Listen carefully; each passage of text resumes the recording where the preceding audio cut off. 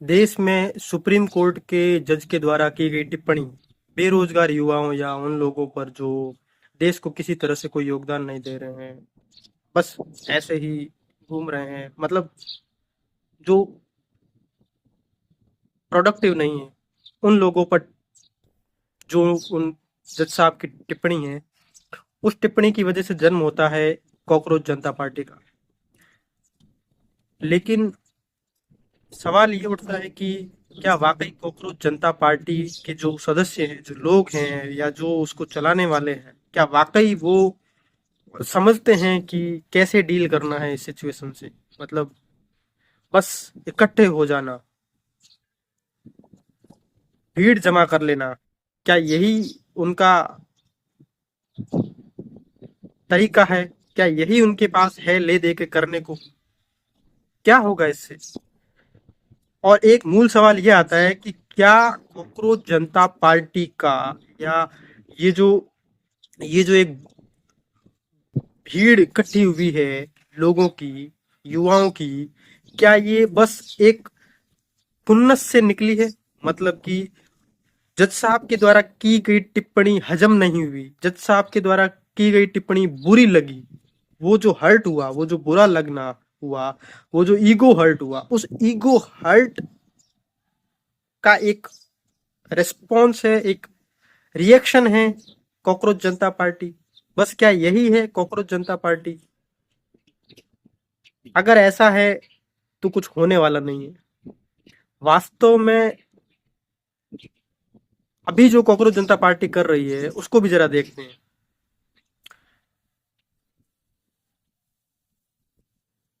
इसके जो संस्थापक हैं, इसके जो फाउंडर हैं या इसके जो स्टार्टर है पर्सन, अभिजीत दीपके जी, वो विदेश से भारत आए। काहे के लिए? इससे क्या हो जाएगा? इस एक्शन का, इस स्टेप का क्या पॉइंट बनता है? वो यहाँ आए, उन्होंने जंतर मंतर पर लोगों को इकट्ठा होने की उम्मीद, अपील की, लोग इकट्ठा हुए। संख्या मैटर नहीं करती है एक बार के लिए, पर पॉइंट क्या है इस बात का? मतलब ये इकट्ठा होना क्या है? अगर गौर से देखा जाए तो ये इकट्ठा होना कहीं ना कहीं सिर्फ इतना है कि अरे भैया देखो, हम अकेले थे तो आपको दिख नहीं रहे थे, अब हम इतने हैं, दिख रहे हैं क्या? हेलो हाय, क्या हम दिख रहे हैं आपको? मतलब जस्ट जस्ट नजर में आना वाली बात रह गई कि हम नजर में आ रहे हैं कि नहीं आ रहे। अब तक नहीं आ रहे थे क्योंकि बिखरे हुए थे, अब इकट्ठे हो गए तो नजर में आ रहे हैं ना। अरे हेलो देखो, हम नजर में आ रहे हैं। तो क्या ये बस नजर में आना है? चाहते अभी भी उसी सरकार, उसी सिस्टम से हैं कि वो कुछ करे, वो कुछ सॉल्यूशन लाए, वो कुछ एक्शन ले। मैं तो बस नजर में आना है, हमें तो बस ये जताना है कि हम हैं, हम अनसेटिस्फाई हैं, हमारी ओर ध्यान दो, हमारा कुछ करो, हमारे मुद्दों का कुछ करो। क्या ले दे के यही बैकग्राउंड है? क्या ले दे के इतना ही पोटेंशियल है? अगर ऐसा है तो कुछ होने वाला नहीं है।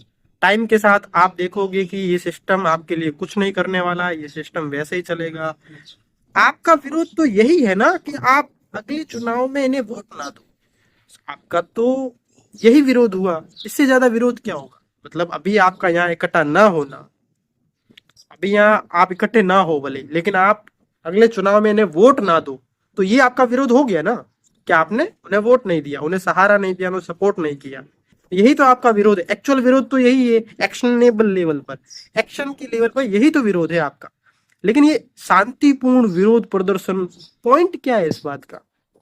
आप शांतिपूर्ण क्या विरोध करोगे? बात विरोध की है ही नहीं, बात इस बात की है कि क्या हम खुद भी जानते हैं कि इन प्रॉब्लम्स का, जिनको हम फेस कर रहे हैं, का सॉल्यूशन क्या है?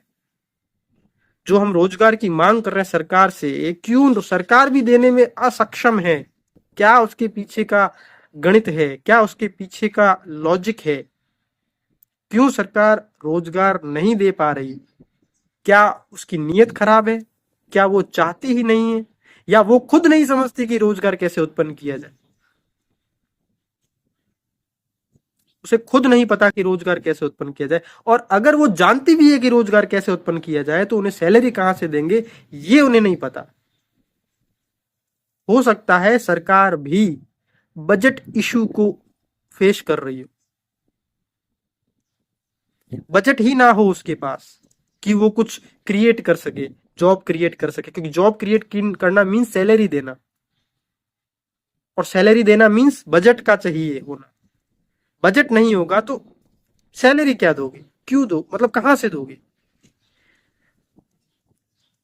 तो अब मान लो अगर ये प्रॉब्लम है, बजट की प्रॉब्लम है, तो इस बजट का सॉल्यूशन कैसे होगा। क्या कॉकरोच जनता पार्टी के फाउंडर को इस क्वेश्चन का आंसर पता है, इस प्रॉब्लम का सॉल्यूशन पता है।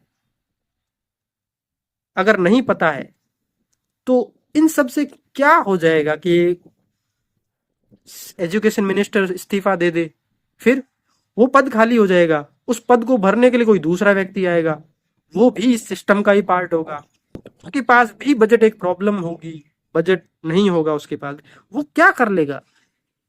हम ऐसे क्यों देखते हैं कि सिस्टम में नया आदमी आ जाने से सिस्टम की गड़बड़ी ठीक हो जाएगी, नहीं होगी। तो अभी भी ये शांतिपूर्ण विरोध प्रदर्शन, ये इससे कुछ होने वाला नहीं, इसका कोई पॉइंट नहीं है, सेंसलेस चीज है। बल्कि होना ये चाहिए, या कॉकरोच जनता पार्टी के जितने भी सदस्य, जितने भी लोग, जितने भी इंसान है, उन सबको ये करना चाहिए, या यूथ को ये करना चाहिए, या उन सब लोगों को जो इन चीजों को समझते या समझ न सकने की योग्यता रखते हैं, उन्हें ये करना चाहिए कि उन्हें ये विरोध विरोध में टाइम वेस्ट करने की बजाय एक्चुअल अंडरस्टैंडिंग पे काम करना चाहिए, एक्चुअल में इस चीज पे काम करना चाहिए कि सॉल्यूशन क्या है। जिस चीज को, जिस प्रॉब्लम का सॉल्यूशन हम सरकार से मांग रहे हैं, क्या हम खुद उसका सॉल्यूशन जानते हैं, या फिर हम बस होप कर रहे हैं, हम बस ये कह रहे हैं कि हमें प्रॉब्लम है, सॉल्व करो, कैसे करना है वो हमें भी नहीं पता, आप सॉल्व करो। क्यों? क्योंकि आप जिम्मेदार हो। जिम्मेदार होना और जिम्मेदारी के अकॉर्डिंग एक्ट करना दो अलग बात है। उसकी वजह यह है कि मैं मान लो किसी चीज के लिए जिम्मेदार हूं, पर मुझे पता ही नहीं है कि सॉल्यूशन क्या है, तो मैं जिम्मेदार होते हुए भी लोगों की नजरों में मैं जिम्मेदार व्यक्ति हूँ उस चीज को लेकर, पर मेरे पास नहीं है सॉल्यूशन, तो मैं जिम्मेदारी का वहन कैसे कर पाऊंगा, मैं कैसे उसको रिजॉल्व कर पाऊंगा, उस प्रॉब्लम को कैसे फेस कर पाऊंगा। चाहे मैं उस पद पर बैठा हूं, चाहे मैं उस पोजीशन को होल्ड करता हूं, पर if I don't have the solution, मैं कैसे पद पे रहते हुए भी सिर्फ इसलिए कि मैं जिम्मेदार हूं, सिर्फ इसलिए कि मुझे जिम्मेदार होना चाहिए क्योंकि मैं उस पर्टिकुलर पद पे हूं, मेरे अंदर से सॉल्यूशन कहां से आ जाएगा। पद पे होने से सॉल्यूशन थोड़ी आता है, सॉल्यूशन इस बात से आता है कि मेरे पास समझ है कि प्रॉब्लम की जड़ क्या है। तो क्या अभिजीत दीप के ये जानते हैं कि जिन समस्याओं के सॉल्यूशन वो सरकार से मांग रहे हैं, उनके सॉल्यूशन क्या उन्हें खुद पता है? और नहीं पता है तो उन्हें डिस्कशन करने चाहिए, अंडरस्टैंडिंग पे काम करना चाहिए, उन्हें अपनी नॉलेज पे काम करना चाहिए, उन्हें कम्युनिटी बिल्ड करनी चाहिए, धीरे धीरे लोगों को जोड़ना चाहिए। डिस्कशन इसका फंडामेंटल बेस है, मतलब कि उन्हें रियल में प्रॉब्लम सॉल्व करने के लिए डिस्कशन करने पड़ेंगे। यही प्रैक्टिकल और एक्चुअल एक्ट है जो उनके द्वारा किया जाना चाहिए, जो हर उस व्यक्ति के द्वारा किया जाना चाहिए जो इस प्रॉब्लम, इस कॉकरोच जनता पार्टी या इस मूवमेंट का हिस्सा है, अपने आप को कहीं ना कहीं समझता है। चाहे वो दिल्ली में नहीं है, वो कहीं भी बैठा है, वो उस मूवमेंट से अगर जुड़ाव महसूस करता है, वो भी उन्हीं प्रॉब्लम को फेस कर रहा है जिन प्रॉब्लम से इस पार्टी का जन्म हुआ है, इस मूवमेंट का जन्म हुआ है। तो उसे ये समझना होगा कि आखिर क्या जड़ है इन प्रॉब्लम्स की, क्यों ये प्रॉब्लम्स एग्जिस्ट करती है, सिस्टम की वो कौन सी गड़बड़ियां, वो कौन से रूल रेगुलेशन हैं जो इस सिस्टम को, जो हमें इन प्रॉब्लम्स में लाके खड़ा कर दिया है। ये सब डिस्कशन से ही निकल सकता है, और इसके लिए हमें लगातार अपनी अंडरस्टैंडिंग पे काम करना होगा, हमें लगातार जो है वो लॉजिकल होके चलना होगा, हमें समझने की कोशिश करनी होगी कि आखिर क्या बात है। तो अगर मैं ये सुझाव देना चाहूंगा अभिजीत दीपके जी को कि उन्हें ये विरोध प्रदर्शन वर्दर्शन छोड़ के अपने मूवमेंट को एक नई डायरेक्शन देनी चाहिए। वो ये है कि लोग अपने ही घरों में रहें, लोग अपने ही जगहों पे रहे जहां वो है। कोई एक फिजिकल प्लेस वो चुन सकते हैं अगर वो अवेलेबल ऐसे कर पाते हैं तो, और वहां पे वो मीटिंग्स करें, वो डिस्कशंस करें, उन पर बहस हो जैसे संसद में होती है मुद्दों पर, वैसे ही इन प्रॉब्लम्स की कॉज एंड इफेक्ट, कॉज पर चर्चा हो, रियल कॉज जाने जाए, एक्चुअल में जाने जाए कि कैसे क्या इन प्रॉब्लम्स का कॉज है। और क्योंकि अगर मान लो कि कल को एक बार के लिए मान लेते हैं कि कोकरोच जनता पार्टी इतनी विशाल हो गई, इतने उससे लोग जुड़ गए कि वो सत्ता में ही आ गई 2029 के लोकसभा चुनाव, मान लेते हैं एक बार के लिए वो सत्ता में आ गई अधिक से अधिक, क्योंकि हमें ऐसे करके चलना होगा, हमें ऐसे केसेस बनाकर चलना होगा, हमें ऐसी पॉसिबिलिटीज बनाकर चलना होगा माइंड में, ताकि हम जब रियल में उस सिचुएशन में हो, हम रियल में जब हमें वो पावर मिल जाए तो हम अभी ये जान सके कि हम एक्चुअल में उस समय क्या कर सकने योग्य होंगे, क्या हमें वो एबिलिटी है भी कि हम कुछ कर सके, एक्चुअल में कर सके, हमारे पास एक्चुअल में सोल्यूशन। तो मान लेते हैं कि एक बार के लिए कॉकरोच जनता पार्टी एक नेशनल पार्टी बन जाती है, वो 2029 के लोकसभा इलेक्शन जीत जाती है, वो खुद कैसे करेगी बेरोजगारी का समाधान? क्या वो ये इस बात को जानती है? क्या उसके पास रियल में इसका कोई कारण है, सोल्यूशन है? क्या वो रियल में बेरोजगारी क्यों है इस कॉज को जानती है? क्यों? और फिर क्या जनता उनसे केवल बेरोजगारी को समाप्त करने की उम्मीद करेगी? वो गरीबी को समाप्त करने की, वो भ्रष्टाचार को समाप्त करने की उम्मीद करेगी? और सिर्फ सत्ता में बैठे लोगों पर दोष देना ये बहुत इजी है, बहुत ज्यादा इजी। इसके लिए कुछ करने की जरूरत नहीं है। समस्या गिनाओ, समस्या दिखाओ, बताओ ये समस्या, ये समस्या, ये समस्या, हमें परेशानी हो रही है, एंड बस यही हल्ला करते रहो। आपसे जब कोई काउंटर क्वेश्चन पूछे, आपसे जब कोई पूछे कि सॉल्यूशन क्या है, आपको नहीं पता है तो हल्ला मचान के ये डिस्टरबेंस क्यों क्रिएट करना?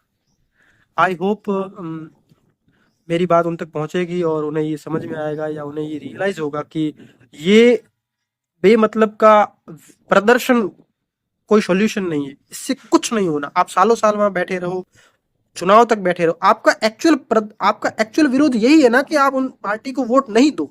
2029 के जो लोकसभा इलेक्शन हो, आप उन लोगों को वोट ही ना दो, आप वोट देने ही ना जाओ, क्योंकि जो भी ऑप्शन आपके पास अवेलेबल है पार्टीज के फॉर्म में, पार्टीज के तौर पे, उनमें से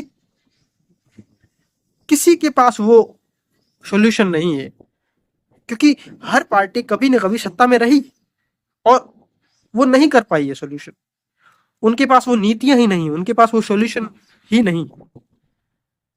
और हम भी वही कर रहे हैं कि हम बस पार्टी बनाने की और सत्ता में आने की और उस दौड़ में लग रहे हैं, बिना ये जाने, बिना ये समझे कि क्या हमें भी वो सॉल्यूशन पता है। ये बस एक नया ऑप्शन क्रिएट करना है, उसी स्थिति, उसी स्टैंडर्ड का, इसका कोई मीनिंग नहीं। हजार ऑप्शन हो हमारे पास लेकिन सभी एक ही कैटेगरी के हो, सभी एक ही लेवल के स्टैंडर्ड के हो, तो उन हजार का होने का कोई सेंस नहीं बनता।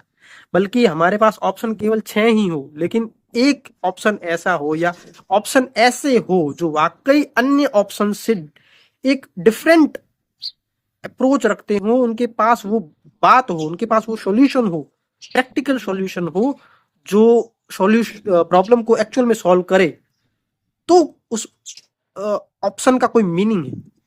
बेमतलब ऑप्शन बन जाना बिना किसी सॉल्यूशन के, इसका कोई सेंस नहीं है।